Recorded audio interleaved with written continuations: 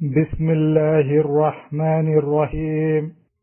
Darussalam Mosque, Thorncliffe Park Drive, Toronto, Canada. Sunday after 29th Taraweeh, 24th of December 2000. The Bayan is presented by Hazrat Maulana Mufti Saeed Ahmed Palanpuri Sahib Damad Barakatuhu. Nahmaduhu wa nastaghfiruhu wa na'udhu billahi min shururi anfusina wa min sayyiati a'malina. Man yahdihillahu fala mudilla lahu ومن يضلل فلا هادي له ونشهد أن لا إله إلا الله وحده لا شريك له ونشهد أن سيدنا محمدا عبده ورسوله أرسله بالحق بشيرا ونذيرا بين يدي الساعة من يطع الله ورسوله فقد رشد واهتدى ومن يعصهما فلا يضر إلا نفسه ولا يضر الله شيئا. سبحان اللہ. بزرگوں اور بھائیوں،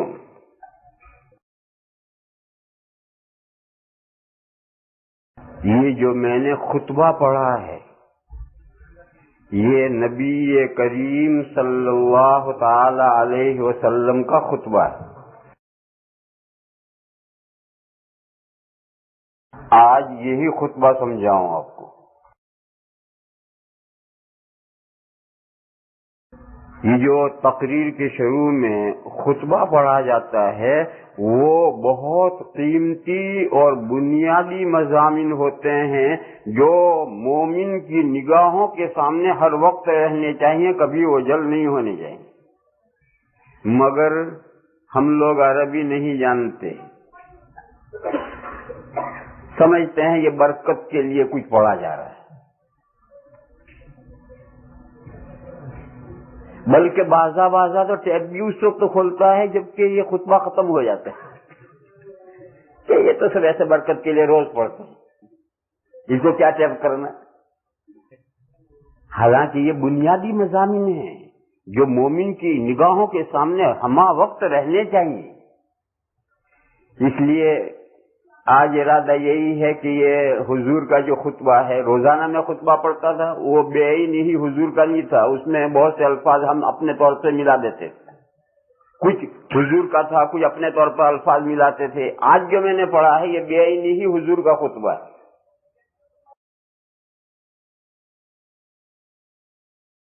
الحمدللہ، پہلا جملہ ہے الحمدللہ. یہی الحمدللہ قرآن کریم کا پہلا جملہ ہے.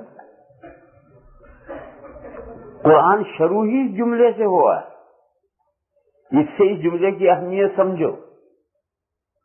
حضور خطبہ اس جملے سے شروع فرماتے تھے الحمدللہ. تمام تعریفیں اللہ کے لیے، اللہ کے سوا کسی کی کوئی تعریف ہے ہی نہیں. اگر ہے تو وہ بھی اللہ کے فضل و کرم سے ہے، ورنہ کوئی چیز فی حد ذاتی ہی، خود وہ چیز اپنی ذات سے قابل تعریف نہیں ہے. کوئی بھی چیز دنیا میں قابل تعریف بنی ہے تو وہ اللہ کے اسے ایسا بنانے سے قابل تعریف بنی ہے کہ ہم اس کی تعریف کرنے لگے. ایک آدمی بھی بڑا خوبصورت ہے، ہینڈسم. کیوں؟ اللہ نے اس کا ناک نقشہ ڈیزائن ایسی ہے کہ آدمی ہم یہ کہنے پر مجبور ہے. تو اس نے خود اپنا ناک نقشہ اور اپنی خوبصورتی تھوڑی بنائی. اگر اس نے خود اپنا ناک نقشہ، اپنی آنکھیں، اپنے کان، اپنا فیس، اپنی ڈیزائن، اگر اس نے خود ڈیزائننگ کی ہوتی اور ہم کہتے کہ بڑا خوبصورت ہے، تو یہ اس کی تعریف ہوئی. تو کیا پھر یہ ڈیزائننگ اس کی ماں نے کی ہے؟ یہ اس کی ماں نے بھی نہیں کی. اس کی ماں کو تو کچھ پتا ہی نہیں کہ پیٹ میں بچے کی کیا ڈیزائننگ ہو رہی ہے. تو پھر یہ تعریف کہ بھائی بڑا خوبصورت ہے، یہ تعریف اس کی ماں کی ہوئی نہیں، اس کی ماں کی بھی نہیں ہوئی. تو پھر اس کے باپ کی ہوئی، اس کے باپ نے ڈیزائن کی ہے، اس کے باپ کو بھی کچھ پتا نہیں، اس کے باپ کے فرشتوں کو بھی پتا نہیں کہ کیا ڈیزائن تیار ہونی. قرآن کریم میں جہاں آدم علیہ الصلوۃ والسلام کی پیدائش کا تذکرہ ہے، وہ تذکرہ یہاں سے شروع ہوتا ہے. وَلَقَدْ خَلَقْنَاكُمْ ثُمَّ صَوَّرْنَاكُمْ. البتہ واقعہ یہ ہے کہ ہم نے تمہیں پیدا کیا ہے اور ہم نے تمہارا ناک نقشہ بنایا، ہم نے تمہاری تصویر کشی کی، ہم نے تمہاری ڈیزائن بنائی. تو باپ کو تو پتہ ہی نہیں، فرشتوں کو بھی باپ کے پتہ نہیں ہے. جس کو ہم کہتے ہیں کہ بڑا اچھا خوبصورت آدمی ہے، وہ خوبصورت اللہ نے بنایا ہے. تو اگر یہ کہیں کہ یہ مکان بڑا شاندار ہے، تاج محل بڑا شاندار ہے، یہ کٹورا بہت شاندار ہے، یہ فلاں چیز بہت اچھی ہے، تو یہ میٹیریل کی تعریف نہیں ہوتی ہے، کاریگر کی تعریف ہوتی ہے. کہ اس کا کاریگر بڑا شاندار تھا جس نے تاج محل بنایا، اس کا کاریگر بڑا شاندار تھا جس نے کیا ٹاور ہے، کناڈین ٹاور بنایا، سی این ٹاور بنایا. تو تعریف وہ جو میٹیریل لگا ہو اس کی تعریف نہیں ہے، اس کے کاریگر کی تعریف ہوتی ہے. تو کاریگر اللہ ہے. انسان کا ناک نقشہ، تصویر کیسی اللہ نے کی. لہذا اگر ہم کسی کی خوبصورتی کی تعریف کرتے ہیں تو وہ تعریف در حقیقت اللہ کی طرف جاتی ہے. یہ ایک مثال ہے، اس سے سمجھ لو ساری ہی باتیں. کوئی چیز کائنات میں قابل تعریف فی حد ذاتی ہی اٹ سیلف نہیں ہے. جس چیز کی جو بھی چیز قابل تعریف ہے وہ اللہ کے اس کو ایسا بنانے سے.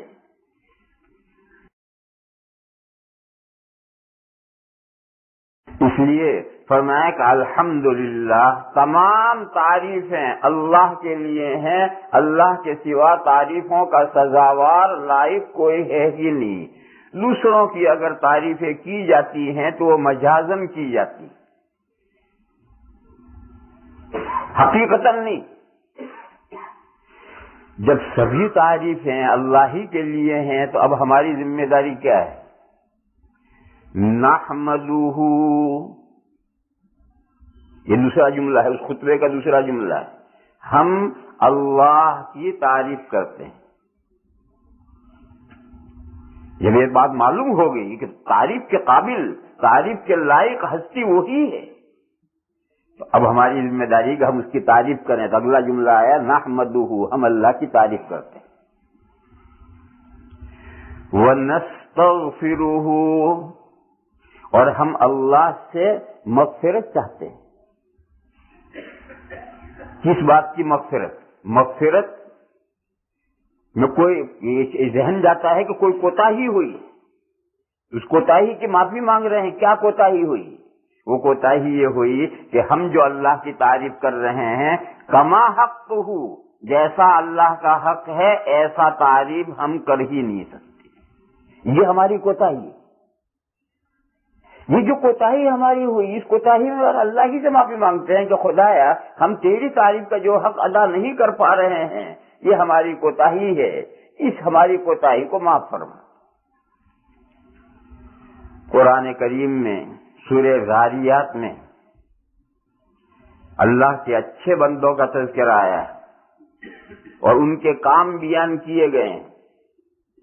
ان المتقین فی ظلال وعیون، بے شک پرہیزگار لوگ سایوں میں ہوں گے اور چشموں میں ہوں گے. آخرت میں، جنت میں، مرنے کے بعد جنت میں جب پہنچیں گے تو سایوں میں ہوں گے، اور سایوں میں نہیں، سایوں میں دوسری جگہ. بے شک پرہیزگار لوگ باغوں میں ہوں گے اور چشموں میں ہوں گے. ان المتقین فی جنات وعیون، آخذین ما آتاہم ربہم، لینے والے ہوں گے وہ ان نعمتوں کو جو ان کو ان کے پروردگار نے دی۔ جنت میں پہنچنے کے بعد ان کو ان کے پروردگار نے جو نعمتیں دی ان نعمتوں کو لینے والے ہوں گے، یعنی خوش خوش لینے والے ہوں گے۔ آخذین ما آتاہم ربہم ووقاہم ربہم عذاب الجحیم، اور بچایا ان کو ان کے پروردگار نے دوزخ کے عذاب سے۔ یہ دو نعمتیں، بلکہ 3-4 نعمتیں ہوئی۔ باغات ملے، متقی پرہیزگار لوگوں کو باغات ملے، چشمے ملے، اور اس کے علاوہ معلوم نہیں کیا کیا نعمتیں اللہ نے ان کو عطا فرمائی، وہ انہوں نے لی۔ اور سب سے بڑی نعمت ملی، سب سے بڑی نہیں، سب سے بڑی نعمت تو اللہ کی خوشنودی ہے۔ ایک بڑی نعمت ہے، سب سے بڑی اور ایک بڑی، دونوں میں فرق ہے۔ ایک بڑی نعمت یہ ملی کہ اللہ نے جہنم سے ان کو رستگاری عطا فرمائی، جہنم سے ان کو بچا لیا۔ یہ ایک بہت بڑی نعمت ہے۔ قرآن کریم میں کئی جگہ پر ہے کہ فمن زحزح عن النار وادخل الجنت فقد فاز، جو شخص جہنم سے دور کر دیا گیا اور جنت میں داخل کر دیا گیا تو یقیناً وہ کامیاب ہو گیا۔ اسی کامیابی کے لیے تو دنیا میں سارے جتن ہیں کہ جہنم سے آدمی اللہ تعالی ہمیں بچا لیں اور جنت ہمیں عنایت فرمائیں، اسی کے لیے دنیا کی ساری محنتیں ہیں۔ تو یہ جہنم سے بچ جانا یہ ایک بہت بڑی اللہ کی نعمت ہے۔ یہ متقیوں کو یہ نعمتیں ملیں گی۔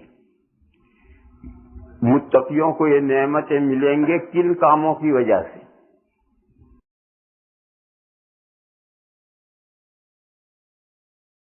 انہم کانوا قبل ذلک محسنین،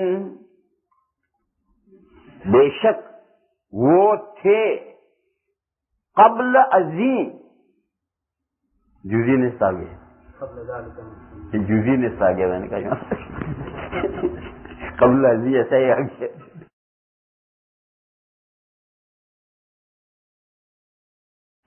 بے شک وہ تھے اس سے پہلے، یہ تو اوپر جو آیتیں آئیں جو جنت میں پہنچنے کے بعد کا تذکرہ ہے۔ اس سے پہلے کیا ہے؟ یہ دنیا۔ جنت میں پہنچے اس سے پہلے دنیا ہے۔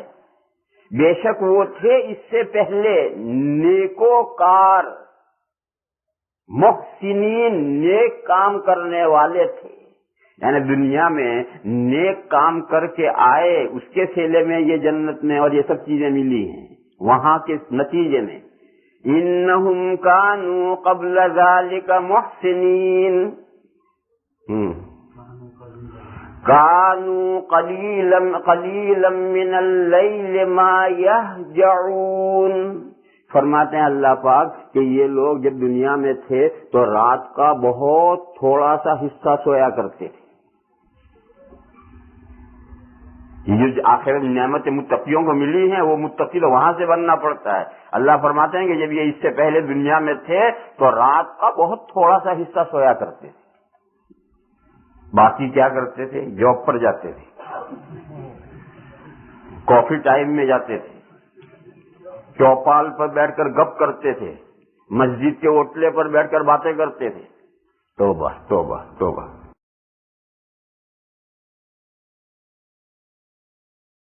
اللہ کے ارشاد کا مطلب آپ حضرات سمجھ رہے ہیں کہ رات کا بڑا حصہ اللہ کی عبادت میں، تہجد میں، بندگی میں، نمازوں میں، نفلوں میں، ذکر میں، اذکار میں، رات کا بڑا حصہ اس میں خرچ کرتے۔ انہم کانوا قلیلا من اللیل ما یہجعون وبالاسحار ہم یستغفرون۔ جو آیت پاک ہے یہ مجھے اصل سنانی ہے، جو میں نے سارا مضمون لایا ہوں۔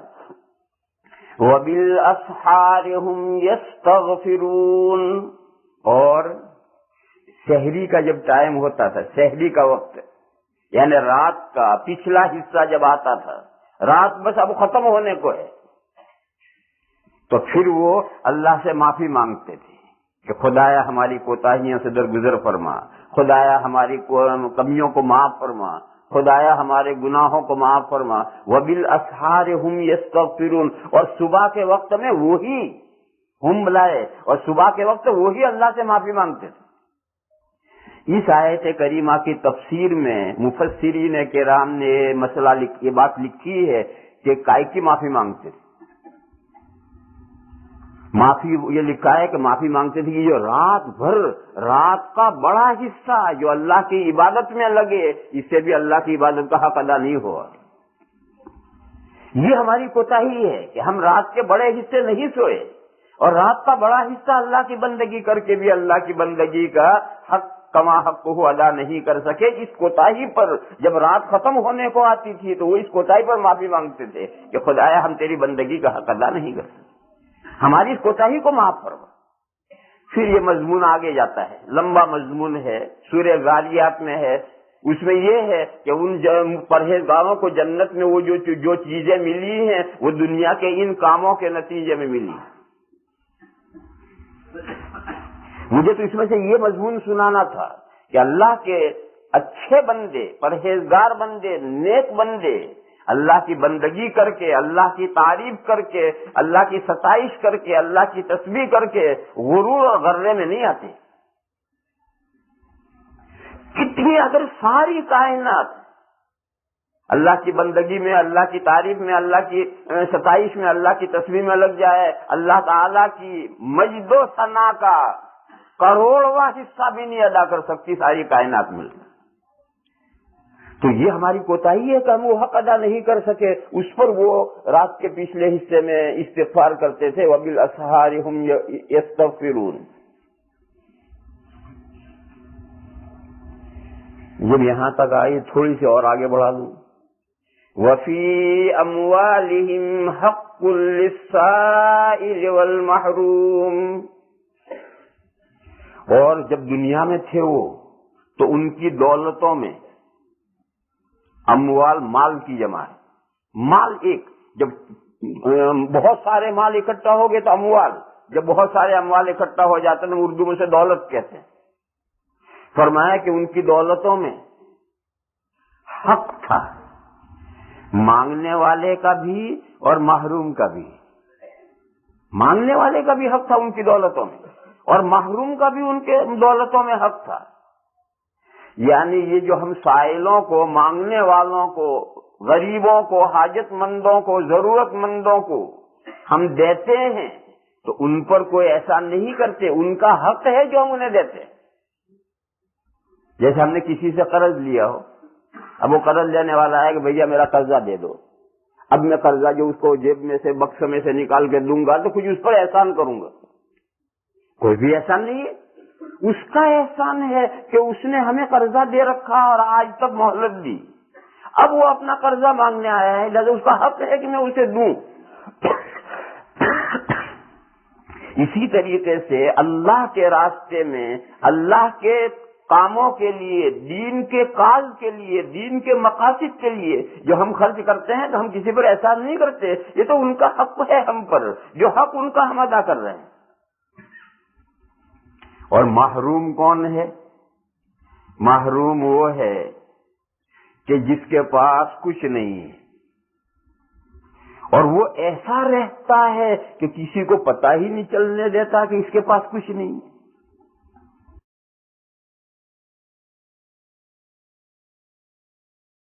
وہ ایک اس کی تو مثال شاید جلدی مشکل ہوگی، اس کے مقابل اس کی ضد کی مثال دوں.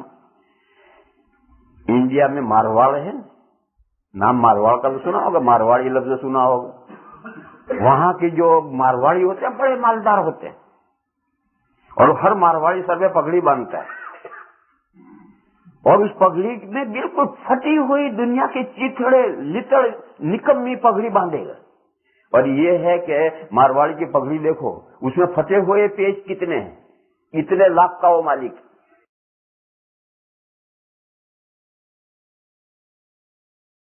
یہ لاکھ آج کا نہیں ہے، آج تو لاکھ کچھ بھی نہیں ہے.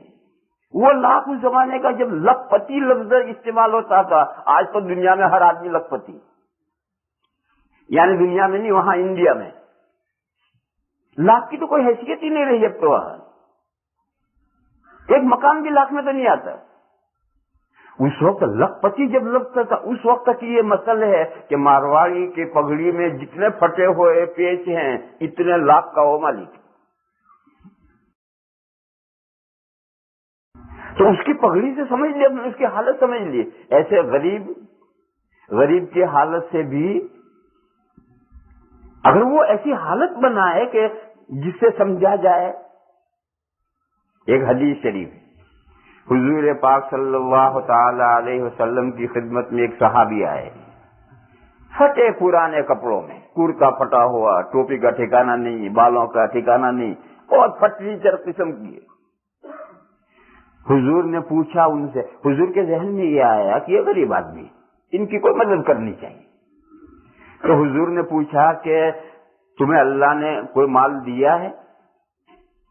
تو انہوں نے کہا ہاں یا رسول اللہ مجھے اللہ نے مال دیا ہے. حضور نے پوچھا کیا دیا ہے؟ کبھی ایسا ہوتا ہے کہ مکان تو بڑا شاندار ہے, کھانے کو گھر میں دانے نہیں, پہننے کو کپڑا نہیں, ایسا بھی ہوتا ہے. تو حضور نے پوچھا کہ اللہ نے تمہیں کیا مال دیا ہے؟ تو انہوں نے کہا یا رسول اللہ مجھے اللہ تعالیٰ نے اونٹ بھی دیے ہیں, بکریاں بھی دیے ہیں, گھوڑے بھی دیے ہیں, گدھے بھی دیے ہیں, یہ بھی دیا وہ بھی دیا ہے, ہر طرح کا مال مجھے اللہ نے دیا. تو حضور نے فرمایا فَلْيُرَا أَثَرُ نِعْمَتِهِ عَلَيْكَ, پر چاہیے کہ دیکھا جائے اللہ کی نعمت کا اثر تیرے اوپر. حضور نے فرمایا جب اللہ نے ہر طرح کا مال ہوا تو فٹریچر کیوں بنا ہوا ہے؟ تو اللہ نے اچھی حالت دی ہے, تو اچھی حالت تیرے ظاہر سمجھ میں آنی چاہیے کہ تیری اچھی حالت ہے. تو حالت سے سمجھا جاتا ہے کہ یہ غریب آدمی ہے. تو ایک آدمی ہے, اس کو کچھ نہیں, مگر اس نے اپنی حالت ایسی بنا رکھی ہے کہ وہ بظاہر کوئی سمجھ بھی نہیں پاتا کہ یہ حاجت مند غنیمت ہے. 2 وقت سے اس نے کھانا نہیں کھایا, پتہ ہی نہیں چلتا. یہ محروم ہے. ایسے محروموں کو تلاش کرنا اور ایسے محروموں کو ٹوک لگانا یہ مالداروں کا فریضہ اور ذمہ داری ہے. غریبوں کا یہ کام نہیں, حاجت نہیں ہے کہ وہ مالداروں کے گھر پہنچے کہ میرے صبح نے 2 وقت سے کھانا نہیں کھایا, مجھے $5 دے دو. یہ غریبوں کی ذمہ داری نہیں ہے, یہ مالداروں کی ذمہ داری ہے کہ وہ اپنی بستی کے, اپنے محلے کے, اپنے علاقے کے تمام لوگوں کے احوال پر نظر رکھیں, اور ایسا کوئی بھوکا مر رہا ہے تو اسے پیٹ بھریں. دور تک نظر ان کی نہ جائے تو پڑوسی تک تو اس کی نظر جانی ہی چاہیے. حدیث شریف میں ہے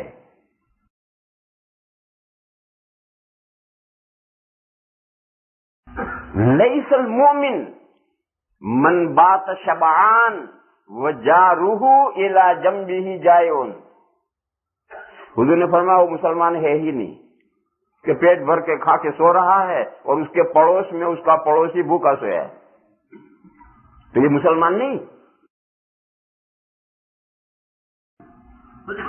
اس کے پڑوس میں کہ اس کا پڑوسی بھوکا سویا ہے, یہ پڑوسی کی ذمہ داری نہیں ہے کہ وہ مالدار کے پاس کہے کہ میں آج بھوکا ہوں مجھے کچھ دو. یہ اس کی ذمہ داری نہیں ہے. یہ مالدار کی ذمہ داری ہے کہ وہ اپنے پڑوسیوں کی خبر گیری کرے, جانے. اور کوئی بھوکا سو رہا ہے تو پکڑ اس مالدار کی ہوگی, اس غریب کی نہیں ہوگی. حضور پاک صلی اللہ تعالی علیہ وسلم نے فرمایا کہ وہ مسلمان ہی نہیں ہے جس کا پڑوسی بھوکا سویا ہوا ہے اور وہ پیٹ بھر کر کے سویا ہے. پڑوس کہاں تک جاتا ہے؟ میں نے ایک مرتبہ امام صاحب سے پوچھا تھا کہ بھئی نیبر کا ڈیفینیشن کیا ہے. مسئلہ تھا, اس کی وجہ سے میں نے پوچھا تھا. تو امام صاحب نے مجھے بتایا تھا کہ دائیں بائیں آگے پیچھے 40 ڈور تک نیبر ہے. امام صاحب نے بتایا تھا مجھے کہ یہ نیبر کی ڈیفینیشن یہ ہے کہ دائیں طرف 40 گھر اور بائیں طرف 40 گھر, سامنے 40 گھر, پیچھے 40 گھر, یہ سب پڑوسی ہیں. اس پڑوس کے اندر اگر کوئی بھوکا سو رہا ہے اور آپ مالدار ہیں, دولت مند ہیں اور پیٹ بھر کر سو رہے ہیں تو حدیث شریف کہہ رہی ہے آپ مسلمان نہیں, مومن نہیں. اور یہ تو امام صاحب نے بتلایا تھا. ہمارے ہندوستان میں ایک نواب تھی, بھوپال کی نواب تھی شاہ جہاں بیگم. भोपाल की, ये हिंदुस्तान आजाद हुआ, अंग्रेजों का जब कब्जा था उस जमाने में वो भोपाल की नवाब थी शाहजहां बेगम, बहुत भली औरत थी। और यूके में जो सबसे पहली मस्जिद बनाई है वो उसी नवाब शाहजहां बेगम ने बनाई है। पूरे यूके में जो सबसे पहली मस्जिद बनी हुई है वो उसी नवाब शाहजहां बेगम की बनी हुई है। कहाँ है मैंने तो देखी नहीं, अब भी है वो। हाँ, वॉकिंग जगह है, वहां तक है। मैंने कई मरतबा इरादा किया जाके देखूं मगर मैं जा नहीं सका। उसका कलम रो, भोपाल उसका खित्ता था, उसके यहाँ ऐसा निजाम था कि हर बस्ती और हर जगह से रात को जब पूरा मगरिब हो गया, मगरिब के बाद में जो सरकारी अमला है पुलिस, उसकी जिम्मेदारी है कि पूरी बस्ती का जायजा लें कि सब खाना खाकर पेट भरकर सो गए या नहीं। जो पूरे शहर का, बस्ती का, गांव का, महल्ले का जायजा लेकर पुलिस रिपोर्ट देगी थाने में कि हमारे गांव में सब पेट भर करके खाना खा करके आराम से सो गए। थाना ऊपर देगा, फिर ऊपर देगा। ये सारे मुल्क की जब रिपोर्टें शाहजहां बेगम के पास आती थी कि उसका सारा मुल्क खाना खाकर पेट भर करके सो गया, तब वो खाना खाती। उससे पहले कभी खाना नहीं खाती थी। और ये हर रात था, हर रात जब तक कि उसके पास रिपोर्ट नहीं आती जो खाना नहीं खाती। क्यों? उसका नेबर है वो सब, उसका मुल्क है, उसका नेबर है। और नेबर अगर भूखा सोया है और मैं खाना खाऊं तो मुसलमान कहाँ रहा? गर्ज मेरे भाइयों, अल्लाह पाक ये इरशाद फरमाते हैं कि वो जो मुत्तकी जिनको जन्नत में ये चीजें मिली हैं उनकी दौलतों में हिस्सा है, दौलतों में हक है, मांगने वाले का भी है और महरूम का भी है। और सब जरूरतों तक पहुंचाना, जरूरतमंदों तक पहुंचाना, चाहे वो मांगने आए चाहे ना आए, उन जरूरतमंदों तक पहुंचाना ये मालदारों की जिम्मेदारी है। क्यों? अल्लाह ने उन्हें माल दिया है, लिहाजा उनकी ये जिम्मेदारी। गरीबों की कोई जिम्मेदारी नहीं है कि वो मालदारों के पास जाकर मांगे। अल्लाह भेजेंगे, खाएंगे, नहीं तो भूखे सो जाएंगे।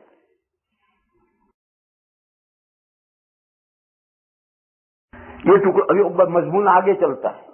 वो जो मुत्तकियों को जन्नत में मिली है, दुनिया में क्या क्या काम करने के नतीजे में मिला है, वो मजमून आगे चल रहा है। मैं उसे छोड़ रहा हूँ। मैंने ये आयतें शुरू की थी सिर्फ ये बतलाने के लिए कि वबिल अस्हार हुम यस्तगफिरून, रात का थोड़ा सा हिस्सा सोते हैं, रात का बड़ा हिस्सा इबादतों में लगाते हैं, और जब रात खत्म होने जाते हैं और सहरी का वक्त होता है तो अल्लाह से माफी मांगते हैं कि खुदाया हमने तेरा इबादत का हक अदा नहीं किया, हमें माफ फरमा। तो इसी तरह से ये दूसरा जुमला है, नहमदुहु व नस्तगफिरुहु, हम अल्लाह की तारीफ करते हैं और अल्लाह से बख्शिश तलब करते हैं इस बात पर कि हम अल्लाह की तारीफ का हक अदा नहीं कर पा रहे।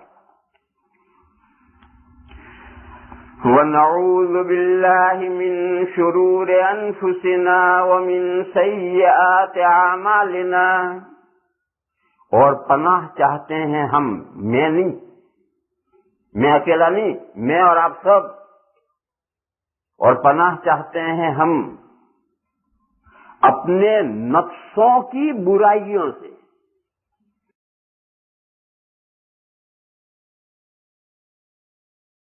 मेरे भाइयों, जब नफ्स बुरा हो जाए, नफ्स में बुराइयां पैदा हो जाएं, फिर खैर नहीं। ऊपर ऊपर की बुराइयां, गुजराती में कहते ऊपर चली, वहां तक तो बात बन जाती है। आदमी तौबा भी कर लेता है, आदमी तौबा भी कर लेता है, अल्लाह से माफी भी मांग लेता है, जिंदगी चेंज कर देता है, जिंदगी बदल देता है। लेकिन जब नफ्स खोटा हो जाए, आदमी का नफ्स खोटा हो जाए, फिर खैर नहीं इंसान। इसलिए फरमाया कि हम पनाह चाहते हैं अपने नफ्सों की बुराइयों से, हमारे नफ्स बुरा न हो जाए। हाथ से कोई गलती हो गई, क्या हो गया मुझसे, इस गुनाह से धुल जाना, इस गुनाह का धुलना बहुत आसान है। लेकिन अगर दिल ने गुनाह किया और दिल के कहने से हाथ ने गुनाह किया, फिर इस गुनाह का धुलना बहुत मुश्किल। याद है वो किस्सा जो कुरान करीम में आया है मूसा अलैहिस्सलातु वस्सलाम का, कि उन्होंने एक किप्ती को मुक्का मारा था। وہ ایسا مکہ اللہ جانے کہاں لگ گیا کہ وہ تو پانی مانگنے بھی نہیں رہا. فقضى علیہ.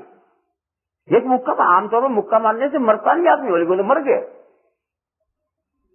اب یہ جو مر گیا حضرت موسیٰ علیہ السلام نے مکہ مارا، یہ ہاتھ کا عمل ہے،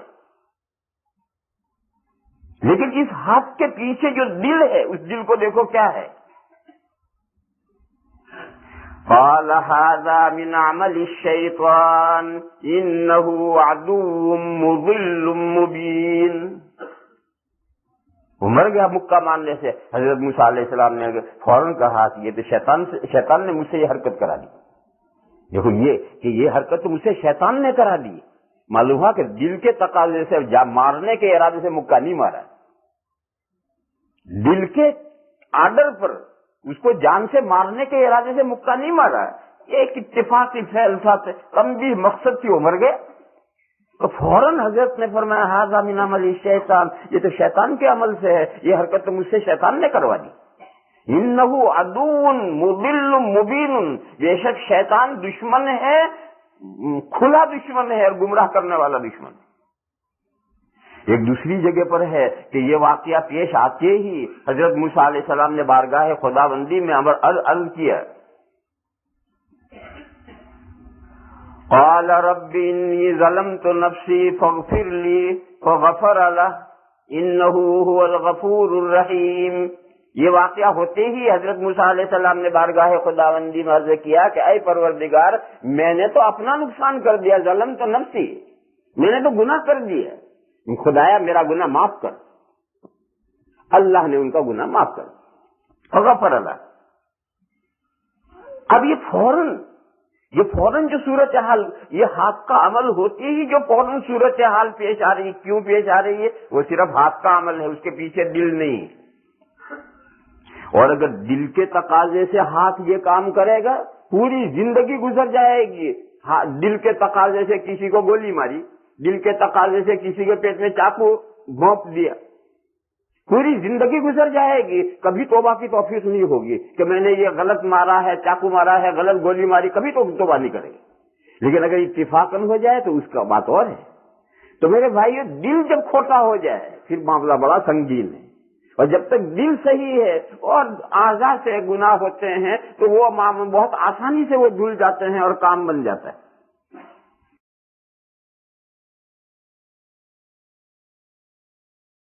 دیکھو ہر آدمی بخیل ہے. بخیلی انسان کی فطرت میں اللہ نے رکھی. ایک 6 مہینے کا بچہ، اسے تم ایک ڈالر دکھاؤ پیلا پیلا، وہ فوراً ہاتھ لمبا کرے گا. دے دو، اسے مٹھی بھر لی، اب لیجیے ذرا اس کے پاس سے، روئے گا نہیں دے گا، مٹھی ایسے بھینچ رکھے گا، دے گا نہیں، اور زبردستی نکل کر روئے گا. یہی وہ بخیلی، جبکہ وہ جانتا بھی نہیں کہ ڈالر میرے کس کام کا ہے. مگر وہ جو فطرت میں بات ہوتی ہے وہ تو فطرت بچپن میں بھی ظاہر ہوتی ہے، ہر وقت میں ظاہر ہوتی ہے. تو بخیلی انسان کی فطرت میں ہے.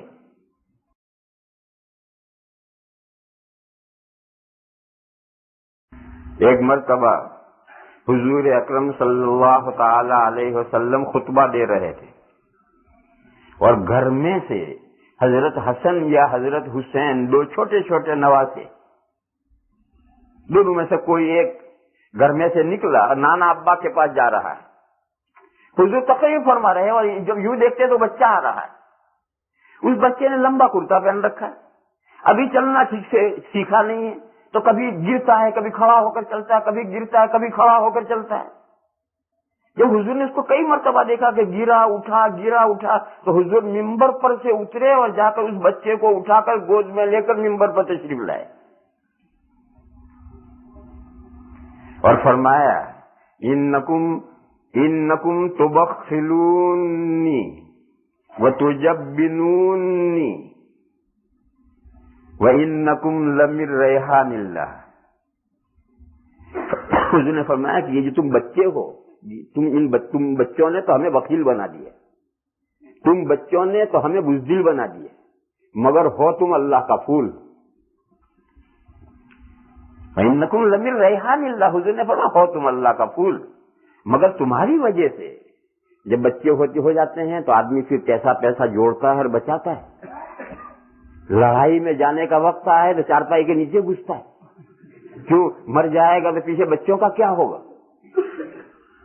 تو بچوں کے لیے سوچنا پڑتا ہے. بزدلی پیدا ہوتی ہے, بخیلی پیدا ہوتی ہے. انسان میں ایک نیچر میں اور فطرت میں اس کے یہ ہے. کوئی حرج نہیں, اللہ نے فطرت میں یہ بات رکھی ہے, لیکن اگر دل بخیل ہو جائے بس پھر معاملہ بہت خراب ہے.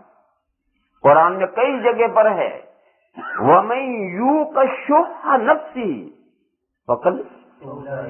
فَأُولَٰئِكَ هُمُ الْمُفْلِحُونَ.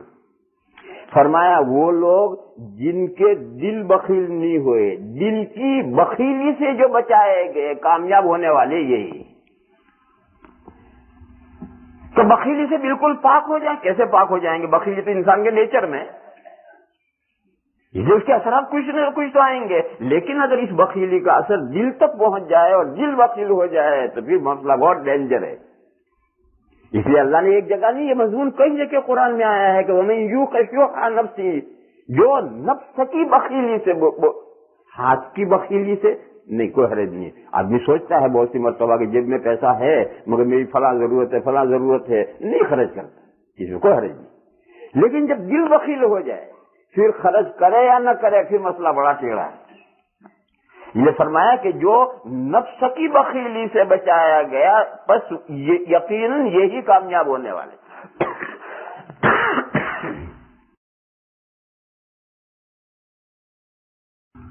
اور دل خوبیوں کو قبول کر لے, یہی کامیابی. دل خوبیوں کو قبول کر لے, چاہے ہاتھ وہ خوبی نہ کرے لیکن دل خوبیوں کو قبول کر لے. اردو کا محاورہ ہے بڑا دریا دل ہے, کہہ رہے بڑا دریا دل ہے. وہ دریا دل کون کہلاتا ہے؟ جس کا دل سخاوت کو قبول کر لے. جو دل بخیل ہو جائے, اس کی ضد ہے دل سخی ہو جائے. دل نے سخاوت قبول کر لی, دل دریا دل ہے, سخی دل ہے. اب رہا خرچ کرنا تو ہوگا اس کے پاس تو خرچ کرے گا, نہیں ہو گزارا کہاں سے کرے گا. لیکن جو دریا دل ہے وہ دریا دل ہے, چاہے خرچ کرے چاہے نہ کرے. یہی حال ہے. ایک شقی القلب ہو جاتا ہے, دل اس کا بدبخت ہو جاتا ہے. جس کا دل بدبخت ہو گیا اس کا انجام اچھا نہیں. اور ایک رحیم القلب ہوتا ہے, مہربان دل والا ہے. بتاؤ اس کائنات میں سرکار مدینہ سے بڑا کوئی رحیم القلب گزرا ہے یا ہو سکتا ہے؟ حضور سے زیادہ کوئی مہربان نہیں, خاص طور پر مومنین پر. لیکن حضور نے حکومت کا سربراہ ہونے کے اعتبار سے مجرموں پر سزائیں جاری کی ہیں, چور کے ہاتھ بھی کاٹے ہیں, زنا کرنے والوں کو سنسار بھی کیا ہے, زنا کرنے والوں کو کوڑے بھی مارے ہیں, شراب پینے والوں کو کوڑے بھی مارے ہیں, تہمت لگانے والوں کو کوڑے بھی مارے ہیں, سب سزائیں جاری کی ہیں. کیوں؟ یہ سزائیں جاری کرنا یہی رحم دلی ہے, یہی رحم دلی ہے.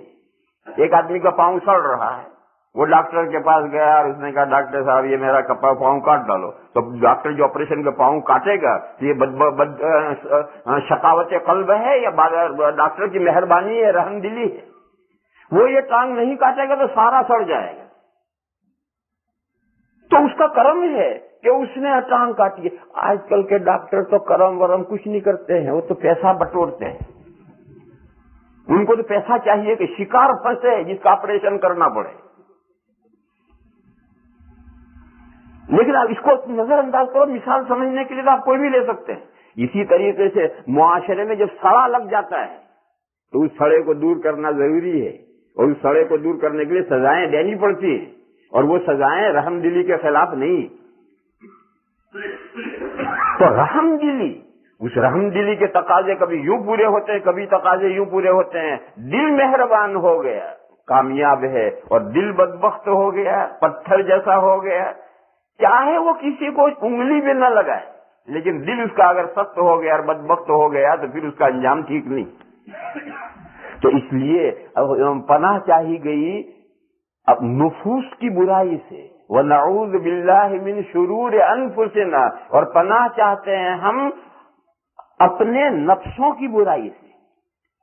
وَمِن سَيِّئَاتِ أَعْمَالِنَا، اور اپنے کاموں کی برائی سے، یعنی برے کام ہونے سے ہم اللہ کی پناہ چاہتے ہیں کہ خدایا برے کاموں سے ہمیں بچا، برے کام ہم سے نہ ہوں، اچھے کاموں کی ہمیں توفیق دے، برے کاموں سے ہماری حفاظت فرما، ہم برے اعمال سے آپ کی پناہ چاہتے ہیں۔ اس کے بعد یہ مضمون ہے، یہ گویا دعا ہو گئی، اس کے بعد یہ مضمون ہے وَمَن يَهْدِهِ اللَّهُ فَلَا مُضِلَّ لَهُ، اور وہ شخص ہے جس کو اللہ ہدایت فرمائیں، جس کو اللہ راہ راست دکھا دیں، منزل مقصود تک پہنچا دیں، اسے کوئی دنیا کی طاقت گمراہ نہیں کر سکتی۔ تو قرآن کریم میں جگہ جگہ ایک قصہ ہے، وہ جادوگر جنہوں نے موسیٰ علیہ السلام کا مقابلہ کیا تھا،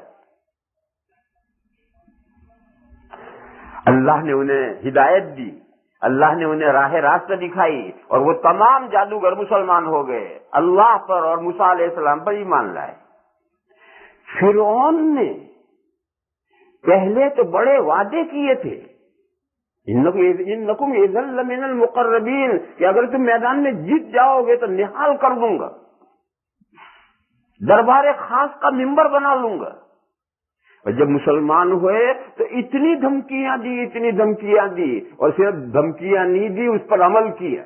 اس نے کہا تم سب کے ایک ہاتھ ایک پیر کاٹوں گا، اور پھر درختوں کے اوپر سولی دوں گا اور وہیں ختم کرواؤں گا، اور ایسا کیا اس نے، مگر ایک جادوگر ایمان سے نہیں پھرا۔ اسی ایمان کی حالت میں انہوں نے جان دے دی، اور فرعون سے کہہ دیا جو تیرے جی چاہے تیری مرضی میں آئے کر، ہم تو اپنے خدا کے ہو گئے ہیں، اور خدا سے دعا کی کہ یا اللہ ہم پر صبر ریڑ دے، تو اگر صبر نہیں ریڑے گا تو ہم ثابت قدم نہیں رہ سکیں گے۔ اللہ نے ان بندوں پر صبر ریڑ دیا، اور وہ سب فرعون کی ان چیرہ دستیوں کا شکار ہو کر سب نے سولی پالی اور جان دے دی، مگر ایک بندے خدا اپنے ایمان سے نہیں پھرا۔ کیوں؟ اللہ نے انہیں ہدایت دی تھی۔ وَمَن يَهْدِهِ اللَّهُ فَلَا مُضِلَّ لَهُ، اور وہ شخص ہے جس کو اللہ ہدایت دے دے بس اس کو کوئی گمراہ کرنے والا نہیں ہے، دنیا کی کوئی طاقت اسے پھر گمراہ نہیں کر سکتی۔ وہ قصہ جو قرآن کریم میں آیا ہے، قتل اصحاب الاخدود، کھائیوں والوں کا ستیہ ناش ہو، وہ قصہ ہے کہ کچھ لوگ ایمان لائے تھے، اس وقت کے بادشاہ نے ان کو ایمان سے پھیرنے کے لیے بڑی بڑی کھڈے، بڑی بڑی خندقیں، بڑے بڑے کھائیاں کھود کر اس میں لکڑیاں بھر کر کے آگ جلائی تھی۔ کسی جگہ پر اس آگ کے اوپر بڑے بڑے کڑھاؤ رکھ کر کے اس میں تیل گرم کیا تھا۔ جو مرد آتے تھے ان سے کہا جاتا تھا ایمان سے پھرو، اپنا ایمان چھوڑو ورنہ اس آگ میں ڈالیں گے۔ کوئی مرد کسی نے ایمان نہیں چھوڑا، سب آگ میں ڈال دیے گئے اور جل کر کباب ہو گئے۔ اور عورتوں کو اس تیل کے کڑاہوں میں ڈالا جاتا تھا۔ واقعے میں ہے کہ ایک عورت آئی ایسی جس کے ہاتھ میں گود میں دودھ پیتا بچہ تھا، انفنٹ۔ جب اس سے یہ کہا گیا اس نے انکار کر دیا، ایمان چھوڑنے سے انکار کر دیا، تو اس کی گود میں سے بچہ اٹھا کر پولیس نے گود میں سے بچہ لے کر کڑاہوں میں ڈالا۔ ماں کا دل اس وقت میں کیا ہوتا، تڑپ کر رہ گیا ماں کا دل۔ اور حدیث شریف میں ہے کہ اندیشہ تھا کہ کہیں وہ بے صبری کا مظاہرہ نہ کرے، اللہ نے اس بچے کو زبان دی، اور وہ تیل کے کڑاہوں میں سے وہ بچہ بولا کہ ماں گھبرا مت، میں بہت مزے سے ہوں، تو بھی آ میرے ساتھ۔ تو اس عورت کا ایمان اس بچے کے ذریعے سے کس نے بچایا؟ اللہ نے بچایا۔ جب اللہ تعالیٰ کسی کو ہدایت دیتے ہیں تو دنیا کی کوئی طاقت چھری سے ایمان کو چھین نہیں سکتی۔ چھری سے کاٹ کے اسے 2 ٹکڑے کر دو، وہ ایمان چھوڑ نہیں سکتا، کیونکہ وہ اللہ کا دیا ہوا ایمان ہے۔ اور ایک ایمان ملتا ہے باپ دادا سے، نسلوں سے چلا آتا ہے۔ سنو بھائیو، ایک ایمان باپ دادا سے نسلوں سے چلا آتا ہے۔ ہم کیوں مسلمان ہیں؟ ہمارے ماں باپ مسلمان تھے، ہمارے دادا دادی نانا نانی مسلمان تھے، اوپر سے چلا آ رہا ہے۔ یہ ایمان اتنا کمزور ہے کہ ایک امید کی لہر چلے تو کتنے اس لہر میں چلے جائیں گے، ایک خوف کی آندھی چلے کتنے اس خوف کی آندھی کے نظر ہو جائیں گے، مرتد ہو جائیں گے۔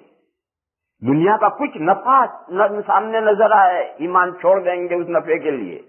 دنیا کا کوئی خطرہ اور نقصان پیش آئے، ایمان چھوڑ دیں گے، مرتد ہو جائیں گے، اور روز یہ واقعات ہوتے رہتے ہیں آپ کی نظروں کے سامنے۔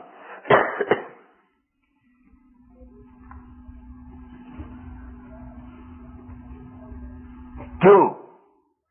یہ میراث میں ملا ہوا ہے، نسلن در نسلن چلا آ رہا ہے، وہ اللہ کا بخشا ہوا نہیں ہے، وہ اللہ سے مانگا ہوا نہیں ہے۔ اور ایک آج بھی ایک شخص ہے، وہ مسلمان ہوتا ہے کسی سے شادی کرنے کے لیے نہیں۔ یہ شادی کرنے کے لیے جو عورتیں مسلمان ہوتی ہیں یا مرد مسلمان ہوتے ہیں، یہ تو بڑا فتنہ ہے۔ اور خاص طور پر ان ملکوں میں جہاں غیر مسلموں کی، عیسائیوں کی حکومتیں ہیں، ان ملکوں میں تو ایسی عورتیں جو غیر مسلم تھی مسلمان ہوئی، ان سے شادی کرنا، یا مرد مسلمان ہوا مسلمان لڑکی اس کو دینا، یہ تو ان ملکوں کے اندر سب سے بڑا فتنہ ہے۔ بعض لوگ کہتے ہیں کہ اہل کتاب کی عورتیں تو قرآن نے کہا جائز ہیں، وہ عیسائی رہتے ہوئے، یہودی رہتے ہوئے ان سے شادی ہو سکتی۔ قرآن میں تو ہے، بے شک قرآن میں ہے، لیکن وہ کینیڈا اور یو کے اور امریکہ کے لیے نہیں ہے، وہ اسلامی حکومت کے لیے۔ جو اسلامی حکومت میں اہل کتاب کی عورتیں ہیں، ان ملکوں کے اندر تو اگر آپ یہودی یا عیسائی سے نکاح کریں گے، آپ کے 2-4 بچے ہو گئے، 2-4 بچے ہونے کے بعد وہ بھاگ گئی تو کیا کر لیں گے آپ؟ وہ تو تھی پہلے سے عیسائی یا یہودی، آپ کی ساری اولاد بھی عیسائی اور یہودی گئی۔ اسی طرح کے واقعات یہ نو مسلمان ہو کر شادیاں کرتی ہیں، روز میرے سامنے کتنے واقعات آتے ہیں کہ وہ سیپریشن ہو جاتا ہے، وہ بچوں کو لے کر اور مرتد ہو جاتی ہے۔ تو یہ آپ کے بچے لے کر جو مرتد ہوگی، اس کا ذمہ دار کون ہے؟ اس کا ذمہ دار آپ ہیں۔ تو میرے بھائیوں، یہ جو ایمان ہے وہ میری مراد نہیں، میری مراد یہ ہے کہ بعض غیر مسلم سچے دل سے یا تو مطالعہ کر کے یا کسی کی صحبت پا کر کے یا اللہ تعالیٰ ان کا شرح صدر کرتے ہیں، اور وہ دل کے شرح صدر کے ساتھ بغیر کسی لالچ اور غرض اور کسی مقصد کے وہ ایمان قبول کرتے ہیں۔ یہ ایمان جو پہلے عیسائی تھا، گورا تھا، اور وہ مسلمان ہوا، مسلمان طالب علموں کی صحبت سے اس نے ایمان قبول کی، اور ایمان قبول کرنے کے بعد پھر اس نے داڑھی کو ہاتھ نہیں لگایا۔ پہلے داڑھی مونڈتا تھا، پھر داڑھی کو ہاتھ نہیں لگایا، اب اس کی داڑھی بڑھنے لگی۔ وہ جو اس کے مسلمان ساتھی تھے طالب علم، وہ سب داڑھی منڈاتے تھے، تو ان ساتھیوں نے اس نو مسلم کو سمجھایا کہ اسلام میں داڑھی رکھنا ایسا کوئی ضروری نہیں ہے، بغیر داڑھی کے بھی بہت مسلمان ہیں۔ یہ تو نے داڑھی رکھ کر کے کیا نکو بن رہا ہے؟ یونیورسٹی میں ہر آدمی تجھے پریشان کرے گا، اور یہ کیا تو کر رہا ہے؟ اور یہ کہا کہ داڑھی تو سنت ہے اسلام میں، کوئی فرض واجب تھوڑی۔ یہ بھی ایک غلط فہمی ہے لوگوں میں، یہ بھی ایک غلط فہمی ہے کہ داڑھی سنت ہے، وہی غلط فہمی ان میں تھی۔ تو اس نو مسلم نے جواب دیا کہ دیکھو بھائی، میں نہیں جانتا ہوں کہ داڑھی اسلام میں سنت ہے، فرض ہے، واجب ہے، کیا ہے، میں نہیں جانتا ہوں۔ میں تو اتنا جانتا ہوں کہ ہمارے آقا جو اللہ کے پاس سے دین لائے ہیں اور انہوں نے ہمیں دین پہنچایا ہے، ان کی داڑھی تھی اور انہوں نے امت کو داڑھی رکھنے کا حکم دیا، میں تو اتنا جانتا ہوں۔ اور اس نے کہا کہ جو ماتحت فوجی ہوتا ہے اس کو یہ حق نہیں پہنچتا کہ اس کے کمانڈر نے جو حکم دیا ہے اس کو ڈیوائیڈیشن کرے کہ کمانڈر کا یہ حکم کمپلسری ہے، کمانڈر کا یہ حکم کمپلسری کا سیکنڈ کلاس ہے، کمانڈ یہ اس کو یہ حق نہیں پہنچتا۔ کمانڈر نے جو حکم دیا ہے آرمی کو اس حکم کو بیان کرنا وہی کرنا ہے۔ تو امت تو فوج ہے، کمانڈر ان چیف آقائے دو جہاں ہیں، انہوں نے حکم دیا ہے. اس نے کہا میں نہیں جانتا ہوں کہ وہ کس درجے کا حکم ہے, میں تو اتنا جانتا ہوں کہ میں جس پیغمبر پر ایمان لایا ہوں اور جس پیغمبر کے لائے ہوئے دین کو میں نے ایکسپٹ کیا, ان کی داڑھی تھی اور انہوں نے داڑھی رکھنے کا حکم دیا. اس سے آگے میں کچھ نہیں جانتا. یہ ایمان کی مضبوطی ہے, یہ اللہ کا بخشا ہوا ایمان ہے. اور وہ جو طالب علم تھے وہ ماں باپ ان کے مسلمان تھے, اس لیے مسلمان تھے. ان میں اور ان میں یہ فرق تھا کہ یہ اللہ کا بخشا ہوا ایمان اور ہدایت تھی, اور وہ موروثی ایمان اور ہدایت تھی. اس لیے جس کو اللہ ہدایت دے دیں اس کی جڑیں ایسی پکی ہوتی ہیں, ان جڑوں کو کوئی ہلا نہیں سکتا. کتنے تھپیڑے آ جاؤ دنیا کے, کتنے جھکولے آ جاؤ آفتوں کے مصیبتوں کے, اس ایمان کو ڈگمگا نہیں سکتا, بلکہ جتنی مصیبتیں آئیں گی وہ ایمان اور پختہ ہو. تو فرمایا حضور نے کہ وَمَن يَهْدِهِ اللَّهُ فَلَا مُضِلَّ لَهُ, اور جس کو اللہ تعالی ہدایت دے دیں اس کو کوئی گمراہ کرنے والا نہیں. وَمَن يُضْلِلْ فَلَا هَادِيَ لَهُ, اور جس کو اللہ بچلا دیں, جس کو اللہ جس کا راستہ اللہ کھو دیں, جس کو راستے سے اللہ بھٹکا دیں, گمراہ کا یہ مطلب اس کا راستہ گم ہو گیا. فلا ہادی لہو, اس کو کوئی راستہ دکھلا نہیں سکتا. اسی کو قرآن کریم میں جگہ جگہ کہا گیا ہے ختم اللہ علی قلوبہم, ان کے دلوں پر اللہ تعالیٰ نے مہر کر دی. مہر کرنے کا یہ مطلب ہے. قرآن نے جگہ جگہ کہا طبع اللہ علی قلوبہم, اللہ نے ان کے دلوں کے اوپر چھاپ ماری. چھاپ مارنے کا یہ مطلب ہے. پھر اس دل کے اندر گمراہی داخل ہی نہیں ہو سکتی. پھر وہ دل اس سراہی کی طرح ہے جو اوندھی ہے. اس سراہی میں پانی بھر کے دکھاؤ, کوئی نہیں بھر سکتا. جتنی پانی ڈالو گے نکل آئے, جو ڈالو گے نکل آئے. وہ دل ایسا ہو کر رہ جاتا ہے کہ وہ اوندھی سراہی کی طرح ہو کر رہ جاتا ہے, کسی خیر کی بات کو وہ قبول کرتا ہی نہیں. کتنا بھی اسے سمجھایا جائے اس کی سمجھ میں نہیں آتی بات. کیوں؟ اللہ تعالیٰ نے اسے راستے سے بھٹکا دیا, راستے سے ہٹا دیا. اب وہ اس کو کوئی دوسرا ہدایت نہیں دے سکتا. وہ پہلے کو اللہ نے ہدایت کیوں دی, یہ مضمون میں بار بار سمجھا چکا ہوں کہ اللہ جو کام کرتے ہیں ان کاموں میں انسان کے جو کام ہیں, ان انسان کے کاموں میں انسان کے اختیار کا بھی کچھ دخل ہے. اور وہ جب کچھ اختیار انسان استعمال کرتا ہے تب اللہ کا فیصلے ہوتے ہیں. یہ بار بار مضمون سمجھا چکا ہوں میں. لہذا وہ پہلے کو اللہ نے ہدایت کیوں دی, انہوں نے چاہی تو اللہ نے ہدایت دی. اسے راستے سے اللہ نے کیوں بھٹکایا, اس نے بھٹکنا چاہا تو اللہ نے بھٹکا دیا. اللہ کسی کو زبردستی راستے سے نہیں بھٹکاتے, اور اللہ کسی کو زبردستی راستے پر نہیں لاتے. بندہ چاہے کسی درجے میں چاہے اور اس کا اختیار ہو تو اللہ راہ دکھائیں گے. اللہ بندہ چاہے گمراہی تو اللہ راستے سے بھٹکائیں گے.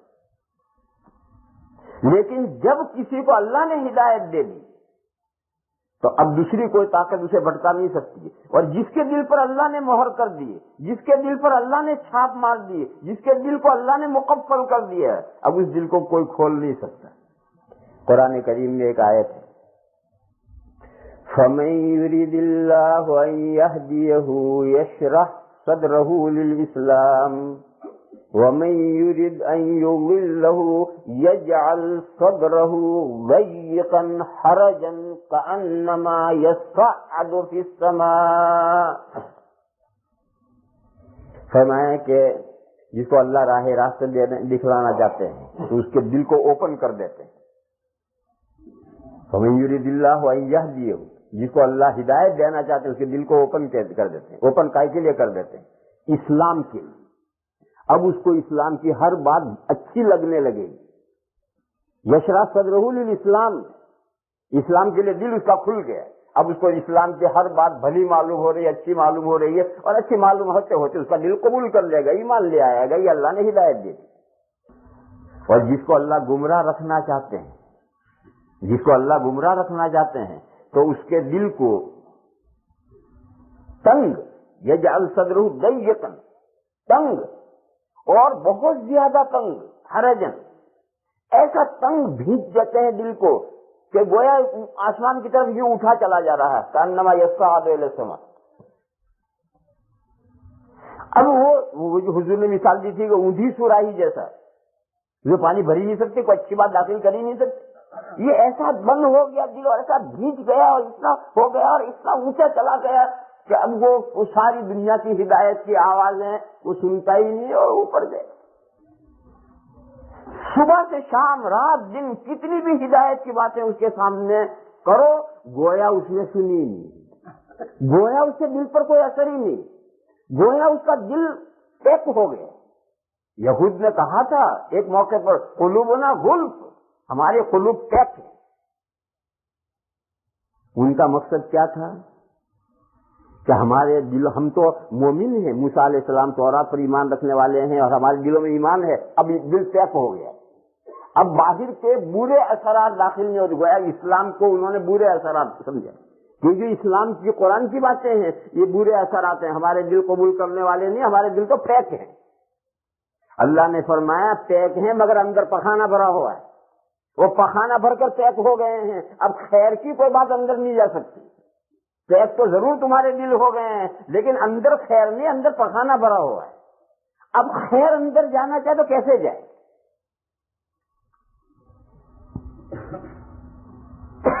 اللہ نے فرمایا تم پر لعنت کی ہے، اللہ نے تم پر لعنت کی، اللہ نے کا مطلب یہ ہے کہ تمہارے دل یقیناً پیک ہیں، کوئی چیز تمہارے دلوں میں جا نہیں رہی مگر خیر نہیں جا رہی، اندر شر بھرا ہوا ہے۔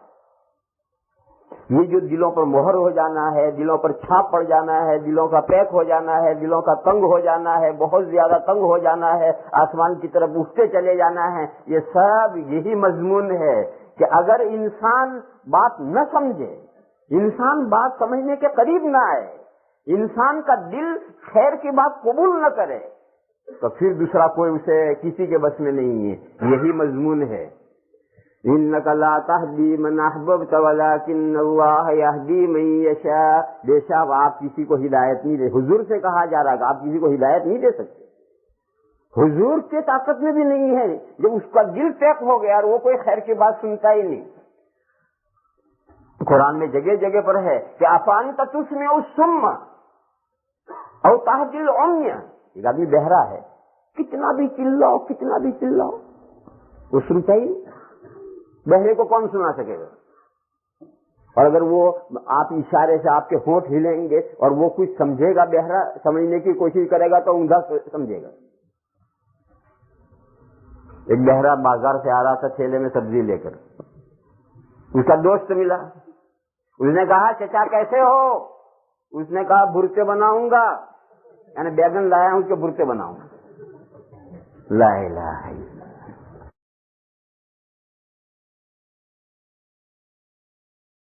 میرے بھائیوں، بات کا خلاصہ یہ ہے کہ آدمی چاہے، آدمی کھلے دل سے ہدایت چاہے، اعمال اسلام چاہے، راہ راست پر آنا چاہے تو اللہ کی بارگاہ مایوسی کی بارگاہ نہیں، ان کی بارگاہ افضال و انعام کی بارگاہ ہے، ان کی بارگاہ میں سے نعمتیں لٹائی جاتی ہیں، لیکن کوئی لینے کے لیے بھی تو آئے، زبردستی نہیں دی جاتی۔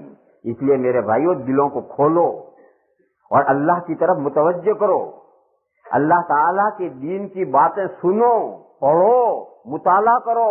آپ حضرات سمجھدار ملک کے رہنے والے ہیں اور یہ جانو کہ یہ دنیا کی زندگی ہی سب کچھ نہیں ہے، آگے دوسری زندگی آتی ہے جو اصل زندگی وہ ہے، یہ دنیا کی زندگی تو اگلی زندگی کے پریپریشن کے لیے، وہاں کی تیاری کرنے کے لیے زندگی تو ہے، اور اللہ نے ہدایت دے دی، پھر انشاءاللہ پھر کوئی گمراہ نہیں کر سکتا، اور اگر اللہ کی طرف سے ہدایت کے فیصلے نہ ہوں تو پھر کوئی دوسرا ہدایت کی راہ پر ڈال نہیں سکتا۔ یہ مضمون آیا ہے وَمَن يَهْدِهِ اللَّهُ فَلَا مُضِلَّ لَهُ وَمَن يُضْلِلْهُ فَلَا هَادِيَ لَهُ۔ اس کے بعد ہے اشہد، اب نشہد نہیں۔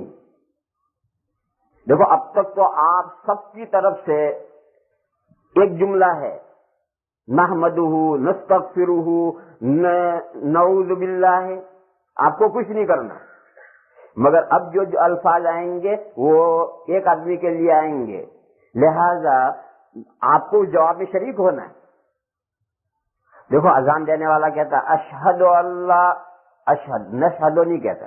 اگر وہ نشہدو کہتا تو ہمیں کوئی جواب دینے کی ضرورت نہیں، ہماری طرف سے اس نے گواہی دے دی. لیکن وہ نشہدو نہیں کہتا، وہ کہتا اشہدو، میں گواہی دیتا ہوں. اب سننے والوں کا بھی فریضہ ہے کہ وہ بھی کہیں گا اشہدو، میں بھی گواہ دیتا ہوں. ہر ایک کہے گا اشہد ان لا الہ الا اللہ. جب وہ کہے گا اشہد ان محمد، میں گواہی دیتا ہوں کہ حضرت محمد، تو اب سننے والے کو ہر ایک کو کہنا ہے کہ میں بھی گواہی دیتا ہوں. یہ کہے گا میں بھی گواہی دیتا ہوں، وہ کہے گا میں بھی گواہی دیتا ہوں. یہ وہ اذان کا جواب ہے. تو اب جو جملے شروع ہو رہے ہیں اس میں حضور نے واحد متکلم کے صیغے استعمال کیے ہیں، لہذا اب سننے والا ہر ایک وہ بھی کہے گا کہ میں بھی یہ بات گواہی دیتا ہوں. حضور نے فرمایا اشہد ان لا الہ الا اللہ وحدہ لا شریک لہ. حضور نے فرمایا کہ میں گواہی دیتا ہوں اس بات کی کہ اللہ کے سوا کوئی معبود نہیں، وہ اکیلے ہی معبود ہے وحدہ، ان کا کوئی ساجی پارٹنر بھاگیدار شریک نہیں. خدائی میں، خدا ہونے میں، بندگی میں، ورشپ میں وہی اکیلے خدا ہیں اور انہی اکیلوں کے لیے بندگی ہے. بندگی میں ان کا کوئی بھاگیدار نہیں ہے کیونکہ خدائی میں ان کا کوئی بھاگیدار نہیں ہے، خدا وہ اکیلے ہیں. میں اس بات کی گواہی دیتا ہوں. جب یہ کہے گا کہنے والا تو سننے والا ہر آدمی اپنے دل میں کہے گا کہ میں بھی اس کی گواہی دیتا ہوں. اگر وہ مسلمان ہے، اور اگر مسلمان نہیں ہے تو پھر وہ قصہ میں نے سنایا تھا یقول المسلم، بھول گئے آپ لوگ. ایک یہودی اذان دیتا تھا نا، تو جب اشہد ان محمد رسول اللہ آتا تھا تو وہ اشہد نہیں کہتا تھا، یہ بڑھاتا تھا یقول المسلم، مسلمان یہ کہتا ہے کہ اشہد، گواہی دیتا ہوں میں. تو مسلمان اگر وہ اگر کہے اشہد ان محمد، میں گواہی دیتا ہوں کہ حضرت محمد اللہ کے رسول ہیں، تو پھر وہ یہودی کہاں رہا؟ مسلمان ہو گئے. اور اگر گواہی فقط دل سے دے، وہ کیا استغفر، صرف زبان سے گواہی دے اور دل میں حضور کو نبی نہ مانے، تو پھر یہ منافق ہے، اعتقاد کا منافق کہ زبان سے اقرار ہے اور دل سے انکار ہے. اور یہ جو یہ نفاق ہے، عقیدے کا نفاق، یہ کفر سے بھی بدتر ہے.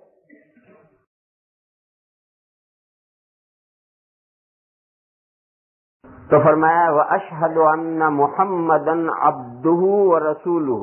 حضور نے فرمایا میں اس بات کی گواہی دیتا ہوں کہ محمد اللہ کے بندے اور اس کے رسول ہیں.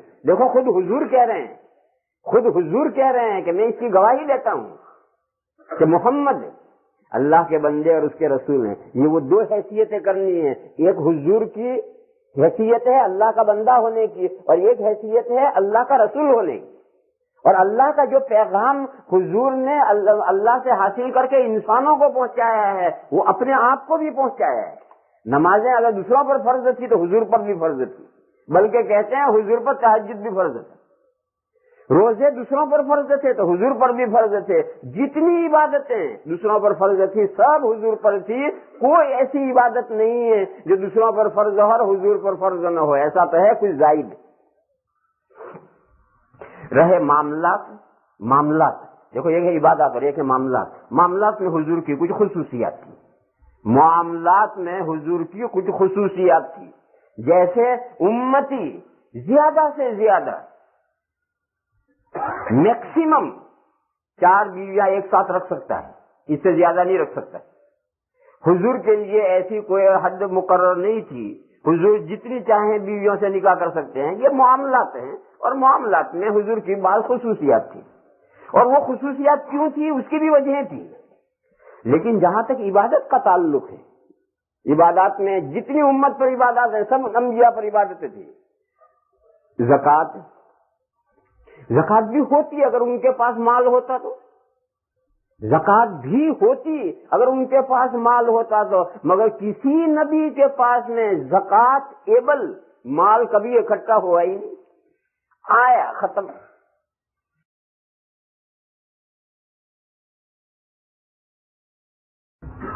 حضور کے پاس مال آتا تھا لیکن رات نہیں گزرتی تھی، مال آیا شام تک نہ بانٹ دیے. رات حضور کی ملکیت میں مال نہیں رہتا تھا. ایک مرتبہ ایسا ہوا کہ مال آیا, بانٹا گیا, اور حضرت بلال کو حکم تھا بانٹیں. شام کو عشاء کے بعد حضور نے پوچھا کہ بھئی وہ مال تقسیم ہو گیا؟ تو حضرت بلال نے کہا کہ نہیں یا رسول اللہ, تو تقسیم نہیں ہوا. تو حضور نے فرمایا پھر آج رات میں گھر میں نہیں جاؤں گا, یہی مسجد میں لیٹوں گا. چنانچہ اس رات حضور گھر میں تشریف نہیں لے گئے, وہ پوری رات مسجد میں لیٹے. خیر صبح ہوئی, پھر وہ مال تقسیم ہونا شروع ہوا. عشاء کی نماز کے بعد حضرت بلال نے خود ہی آ کر رپورٹ دی حضور کے پوچھنے سے پہلے, اور یہ الفاظ کہے کہ یا رسول اللہ, اللہ نے آپ کو آرام پہنچایا, یعنی وہ مال تقسیم ہو گیا. ہمیں مال جمع ہونے سے آرام ملتا ہے, انبیاء کو تو مال تقسیم ہونے سے آرام ملتا تھا. تو جن کو مال تقسیم ہونے سے آرام ملتا ہو, ان کے پاس اتنا مال کبھی اکٹھا ہوا ہی نہیں کہ جس میں زکوٰۃ واجب ہو. اور پھر زکوٰۃ تو واجب اکٹھا ہو, نصاب, اور پھر سال بھر رہے تب زکوٰۃ آتی ہے. ان کے پاس تو اتنا نصاب کے بقدر کبھی مال رہا ہی نہیں سال بھر. اس لیے زکوٰۃ انبیاء پر زکوٰۃ اس لیے نہیں ہے کہ زکوٰۃ کی نوبت ہی نہیں آئی. کوئی کہے کہ حضرت سلیمان تو بادشاہ تھے اور حضرت داؤد تو بادشاہ تھے, وہ بھی فقیر تھے. جواب یہ ہے کہ حضرت سلیمان اور حضرت داؤد تک کیوں چلے جاتے ہو, ہمارے آقا بھی تو بادشاہ تھے. پوری اسلامی اسٹیٹ اور اسلامی گورنمنٹ کے حضور سربراہ تھے, امیر المومنین کے بادشاہ تھے. اور جب اس بادشاہ کا یہ حال ہے تو وہ بادشاہ کا حال یہ نہیں ہو سکتا. وہ بھی انبیاء ہیں, یہ بھی نبی. اور یہ تو انبیاء ہیں, ایسے ایسے امتی گئے ہیں. ابو بکر ایسے ہی گئے ہیں, عمر ایسے ہی گئے ہیں, حضرت عمر ابن عبدالعزیز ایسے ہی گئے ہیں. عمر ابن عبدالعزیز ایک بڑے 100 سال پورے ہونے پر خلیفہ ہوئے, صحابی نہیں ہے, تابعی ہیں. جب ان کا انتقال کا وقت آیا تو لوگوں نے کہا کہ حضرت آپ کا انتقال تو ہو رہا ہے اور آپ کے بچوں کے لیے آپ کچھ چھوڑ تو جاری رہے. بادشاہ ہیں, پوری آدھی دنیا کے بادشاہ ہیں. تو انہوں نے اسی موت کے مرض موت میں کہا میرے سب بچوں کو بلاؤ.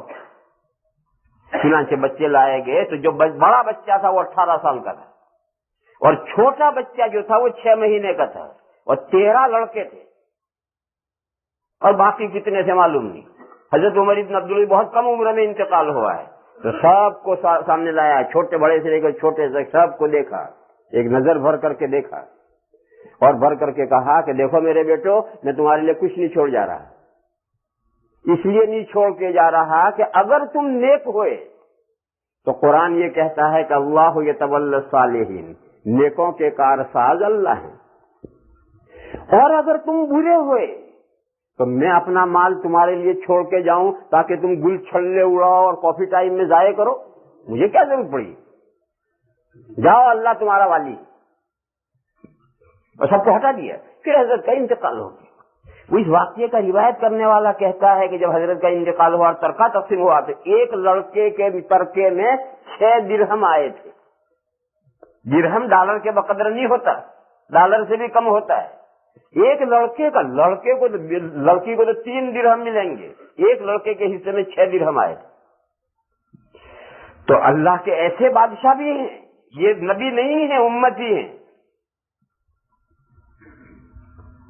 اور یہ تو حضور سے 100 سال پر ہیں, اور 1000 سال پر آؤ.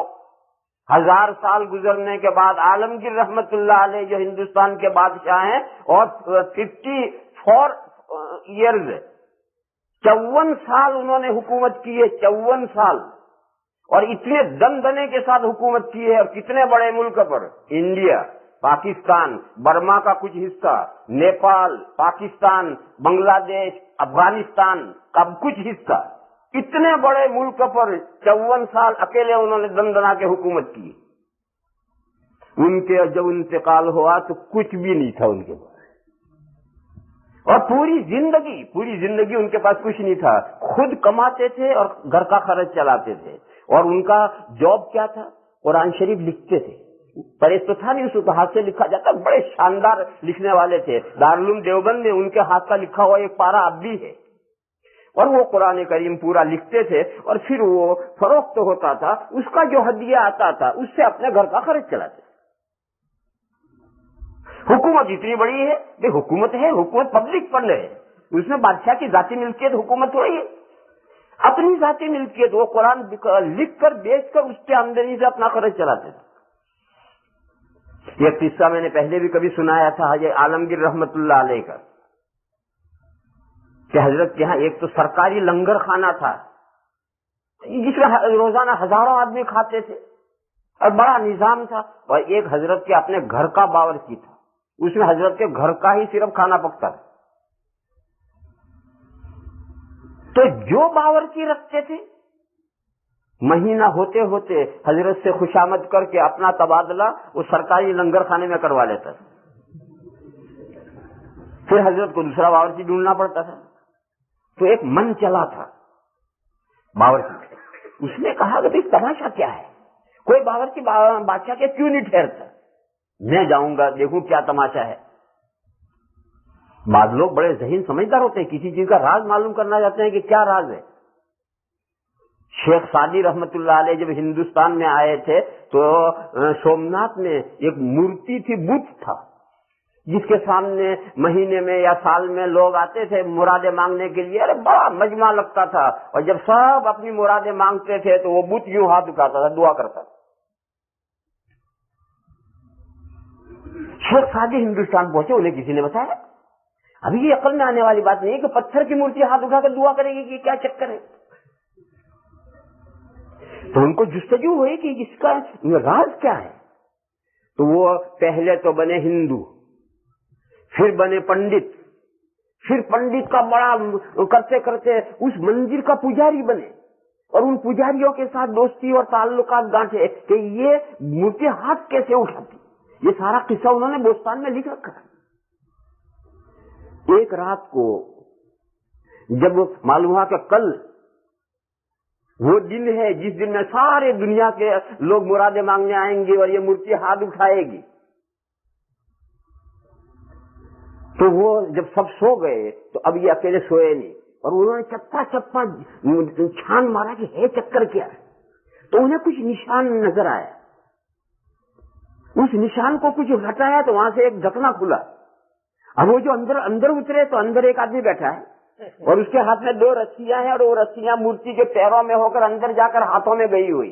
اب یہ رسیاں کھینچے گا تو وہ ہاتھ اٹھیں گے. تو انہوں نے اس کم وقت کو مار ڈالا، مار کے اسی کنویں میں ڈالا، اور رات ہی رات میں مندر سے بھاگ گئے. یہ سارا قصہ انہوں نے بوستان میں خود لکھ رکھا ہے. گنپتی جو دودھ پیتی وہ بھی ایسے ہی پیتی، منہ میں ڈالا سورین میں سے نکل کر بہ گیا، اور لوگوں نے دیکھا کہ ایک پاؤ دودھ ڈالا تھا وہ کہاں گیا، وہ اس کی سورین میں سے نکل گیا.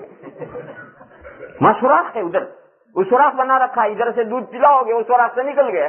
اور لوگوں نے کہا گنپتی دودھ پیتی، وہ سب دودھ اسی طرح سے پیتی، اور ہاتھ اسی طرح سے اٹھتے ہیں. اس میں کچھ نہ کچھ راز ہوتا ہے، اور بعض کو اللہ کے بندے ایسے ہوتے ہیں اس راز کے پیچھے پڑتے ہیں. وہ راز کیا ہے؟ تو یہ بھی اس کے پیچھے پڑا کہ بادشاہ کے کیا راز ہے، کوئی باورچی ٹھہرتا کیوں نہیں. میں جاؤں گا نوکری کروں گا، مجھے درخواست دی کہ حضور میں آپ کے مطبخ کی کھانا پکانا جاتا ہوں. عالمگیر نے بلایا اور کہا کہ بھئی دیکھو ہمارے یہاں کوئی باورچی ٹھہرتا ویرتا ہے نہیں، تم بھرپور تنخواہ مانگ لو، تمہیں جتنی تنخواہ چاہیے. میں روز روز کہاں باورچی ڈھونڈنا پھروں، تمہیں جتنی تنخواہ چاہیے مانگ لو، مگر پھر تم کل کو یہ مت کرنا کہ مجھے سرکاری باورچی خانے میں منتقل کر دیا جائے. تم یہی مانگ لو جتنی تمہیں تنخواہ چاہیے. ہے تو اس نے جو مانگنی تھی مانگ لی. کام شروع ہو گیا. بادشاہ کے یہاں معمول یہ تھا کہ روزانہ کچی کھچڑی چاول، ایک کھچڑی 1 سیر تول کر پکتی تھی. اسی طرح سے آٹا تول کر پکتا تھا، اور اس کی اتنی روٹیاں بنتی تھی. جو روٹیاں دوپہر کو بنتی تھی آدھی بادشاہ کے دسترخوان پہ چلی جاتی تھی، آدھی رانی کے یہاں چلی جاتی تھی، بیگم کے یہاں چلی جاتی تھی. کھچڑی آدھی بادشاہ کے یہاں شام کو چلی جاتی، آدھی وہاں چلی جاتی تھی. وہ دونوں کھا لیتے تھے، برتن خالی آتے تھے، یہ 2 کر کے بیٹھ جاتے تھے. یہ تو ایک دن یہ معمول، دوسرے دن یہ معمول، تیسرے دن یہ معمول، روز یہ معمول ہے. اور یہ جو سرکاری ملازم ہوتے ہیں ان کو اصل جو تنخواہ ہے وہ پیش نظر نہیں ہوتی، وہ اوپر کی آمدنی کتنی ہوتی ہے اور دیگچی کے نیچے سے کتنا بچتا ہے اور نکلتا ہے. وہاں دیگچی کے نیچے کچھ نہ بچتا ہے کچھ نہ نکلتا ہے. اب پریشان ہو گئے تو روز یہی ہے. اب جان چھوڑا ہے تو کیسے چھوڑا ہے؟ پہلے سے معاہدہ کر رکھا ہے. تو اس نے کہا کہ بادشاہ کو پریشان کرو. کوئی جنلا کر کے خود ہی کہے گا دور کم وقت بھاگ.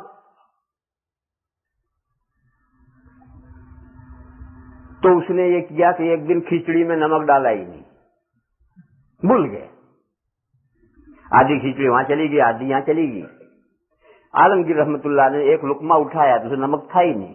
اس کی طرف دیکھا یوں اور دیکھ کر کچھ نہیں کہا، کھا لیا. نمک بھی نہیں مانگا، پوری کھچڑی پھیکی کھا لی. اب اس نے سوچا کہ بادشاہ کو تو پھیکی کھچڑی اچھی لگتی. تو 2-4 دن گزرنے دیے، پھر ایک دن 4 گنا نمک ڈالنا. جس کو پھیکا اچھا لگے گا وہ نمکین نہیں کھا سکے گا. 4 گنا نمک ڈال. جب بادشاہ کے یہاں کھچڑی گئی تو حضرت نے ایک لقمہ اٹھایا، پھر اس کو ایک نظر دیکھ اور پھر کچھ نہیں کہا، کھا لی. ابھی بھی کھا لی. لیکن جب برتن اٹھانے آیا تو اس سے کہا کہ دیکھو کل 1.5 سیر کھچڑی پکائی ہو اور جتنی گھر میں جاتی ہے اتنی تو گھر میں بھیجیو اور باقی ساری میرے یہاں لے آئیے.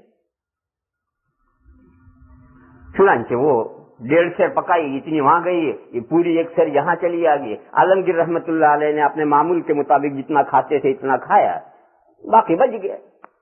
جو برتن اٹھانے آیا تو اس سے کہا کہ دیکھو یہ ہمارا جھوٹا ہے، یہ ہماری بچی ہوئی کھچڑی ہے، اس کے 7 حصے، اس کے 9 حصے کرو اور ہر حصہ ہمارے وزیر کو ہدیہ دے کر آؤ.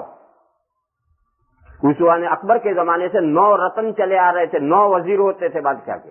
تو عالمگیر کے بھی 9 وزیر تھے. کہا یہ جو کھچڑی اس کے 9 حصے کرو اور ایک حصہ ایک وزیر کو ہدیہ دے کر آؤ. اب اس نے اس کے 9 حصے کیے اور ایک حصہ ایک پلیٹ میں لے کر اچھی طرح سے سجایا، ڈھانکا واپا اور سب ایسے تیار کیے گفٹ. ان وزیروں کو پتا چلا کہ آج بادشاہ کا بچا ہوا کھانا ہدیہ آ رہا ہے. تو ہر وزیر نے اپنے گھر سے نکل کر کے بہت دور آگے جا کر کے اس باورچی کا استقبال کیا، اس ہدیے کا استقبال کیا. اور ہر وزیر نے اس باورچی کو 1 لاکھ روپے اس زمانے میں دیے. اس زمانے میں لاکھ تو بہت بڑی چیز تھی. 1 لاکھ روپے اس کو انعام دیا کہ تو بادشاہ کا بچا ہوا ہے. خیر سب کو ہدیہ دے کر آ گیا. جب فارغ ہو گیا تو بادشاہ نے پوچھا بھائی دے آیا؟ اس نے کہا جی حضور دے آیا. تو بادشاہ نے کہا ہمارے وزیروں نے کچھ تجھے دیا بھی؟ بادشاہ نے پوچھا کہ ہمارے وزیروں نے تجھے کچھ دیا بھی؟ تو اس نے کہا حضور اتنا دیا ہے کہ میری 7 پشتوں تک کافی. تو بادشاہ نے کہا پھر نمک ٹھیک ڈالا کرو.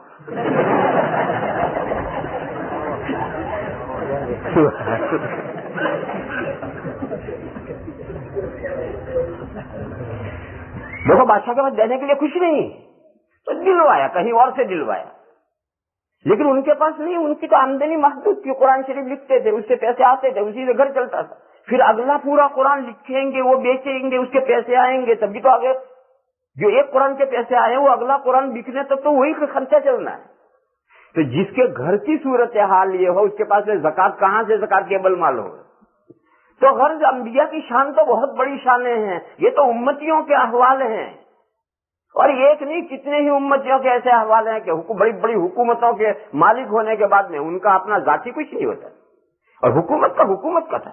یہی عمر ابن عبدالعزیز رحمت اللہ علیہ جب رات کو حکومت کے کام کرنے کے لیے بیٹھتے تھے، فرامین لکھنے کے لیے بیٹھتے تھے تو 2 بتیاں رہتی تھی ان کے پاس. ایک بتی جلتی تھی اور جب حکومت کے کام نمٹ گئے اپنا کام تو یہ بتی بجھا دیتے تھے اور اپنی بتی جلاتے تھے اور اپنی بتی جلا کر کے پھر اپنا کام کرتے تھے. اپنے کام کے لیے حکومت کی بتی نہیں استعمال کرتے تھے. تو جو حکومت کی بتی اتنا استعمال کرتا اپنے کام کے لیے، حکومت کی پراپرٹی کو اپنی پراپرٹی کیسے سمجھتا؟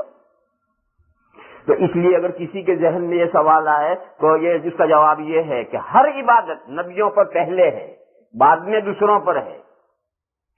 لہذا حضور خود فرما رہے ہیں اشہد ان محمدن عبدہ ورسولہ، میں گواہی دیتا ہوں اس بات کی کہ حضرت محمد مصطفیٰ صلی اللہ تعالی علیہ وسلم اللہ کے بندے اور اللہ کے رسول ہے۔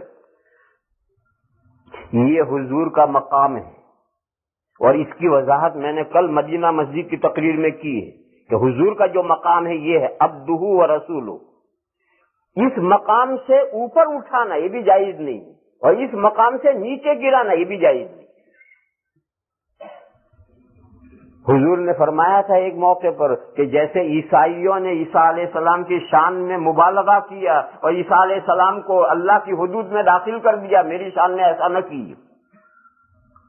لہذا حضور کا مقام ہے اللہ کا بندہ ہونا، اس سے اوپر اٹھاؤ گے اور خدائی والی صفت حضور میں ماننے لگو گے کہ حضور نے تمام علم غیب حضور کو دے دیا ہے، اور حضور ہر جگہ اللہ کی طرح سے حاضر ناظر ہیں، اور حضور کو تمام جو چاہیں تصرف کا اختیار ہے، یہ تو سب اللہ کی صفات ہے، جو چاہیں کریں، فعال لما یشاء، جو چاہیں کریں، یہ تو اللہ کی صفت ہے۔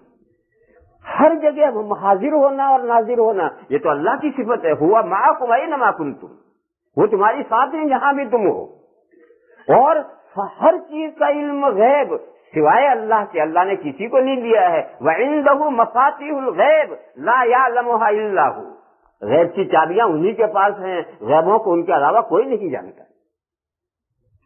تو اب لوگ کہتے ہیں کہ حضور کو یہ تین باتیں نہ ماننا کہ حضور کو اللہ نے تمام غیب کا علم دے دیا تھا، حضور ہر جگہ حاضر ناظر ہے، حضور جو چاہیں کر سکتے ہیں، لڑکا چاہو تو لڑکا دیں گے، لڑکا مارنا ہو تو مار دیں گے، ہر تصرف کرنے کا اختیار ہے۔ کہا حضور کے لیے یہ باتیں نہ ماننا حضور کی شان میں گستاخی ہے، توہین ہے۔ اور اللہ کی شان میں کیا ہوا؟ یہ باتیں حضور میں ماننا حضور کے اعزاز ہے، حضور کی محبت ہے، حضور کے قدر افزائی ہے۔ حضور کی تو قدر افزائی اللہ کی شان میں کیا ہوا؟ اللہ کی شان میں گستاخی ہو گئی۔ جو چیز اللہ نے ایک بندے کو نہیں دی ہے، ایک بندہ اللہ کا بندہ ہے، اس کو اٹھا کر اللہ کے برابر خدائی کی کرسی پر بٹھا دینا اور خدائی کی والی صفات اس کے اندر مان لینا، یہ تو اللہ کے ساتھ گستاخی ہے اور اللہ کی شان میں توہین۔ اس لیے حضور کا مقام یہ ہے، اور ہر نبی کا، عیسیٰ علیہ السلام ہو، موسیٰ علیہ السلام ہو، کوئی اب ابنہ اللہ کا سن آف گاڈ نہیں ہے۔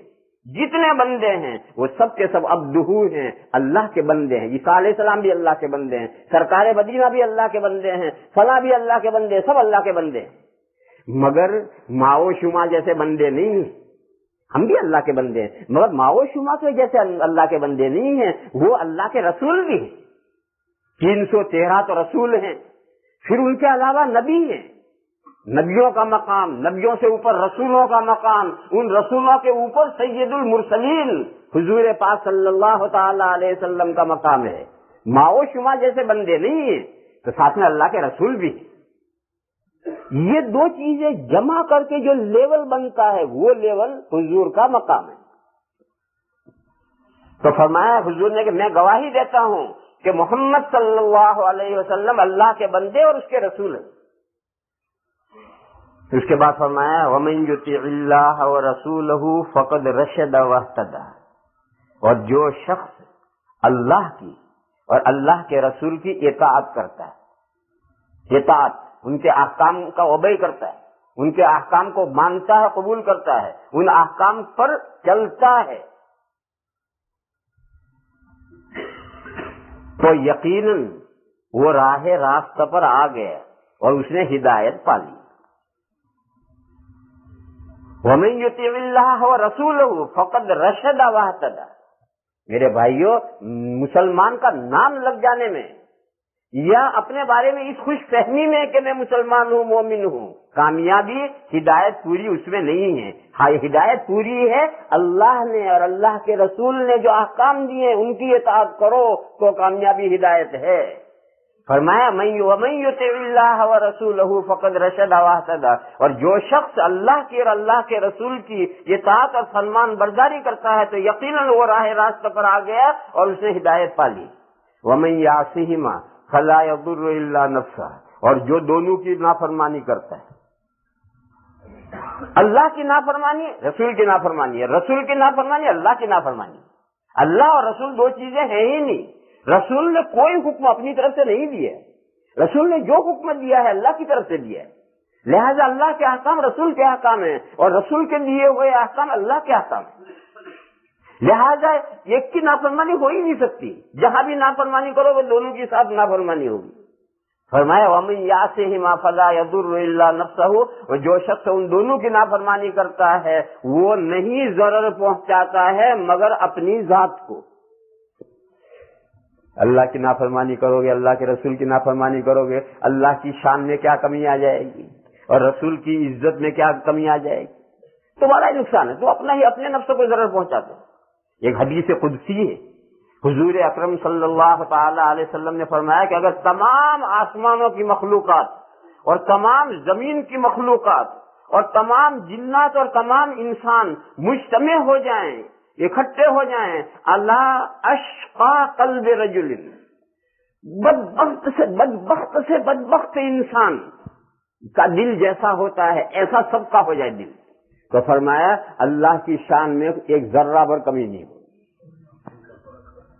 اور فرمایا کہ اگر تمام آسمانوں کی مخلوقات، تمام زمینوں کی مخلوقات، تمام انسان، تمام جن اگر اکٹھا ہو جائیں، اللہ اتقا قلب رجل، بڑے سے بڑا متقی اور پرہیزگار جیسا دل ہو سکتا ہے ایسے سب ہو جائیں، تو فرمایا اللہ کی شان میں کوئی اضافہ نہیں ہونے گا۔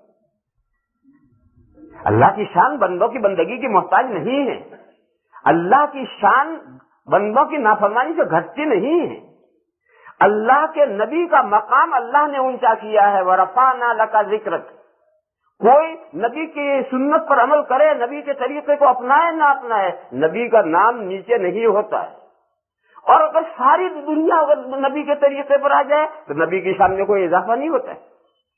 ایک شاعر نے کہا ہے کہ دیکھو اس دنیا میں جو بھی عروج مانے ترقی، جو بھی عروج ہے ہر عروج پر زوال ہے، کسی نہ کسی دن وہ زوال پر آتا ہے۔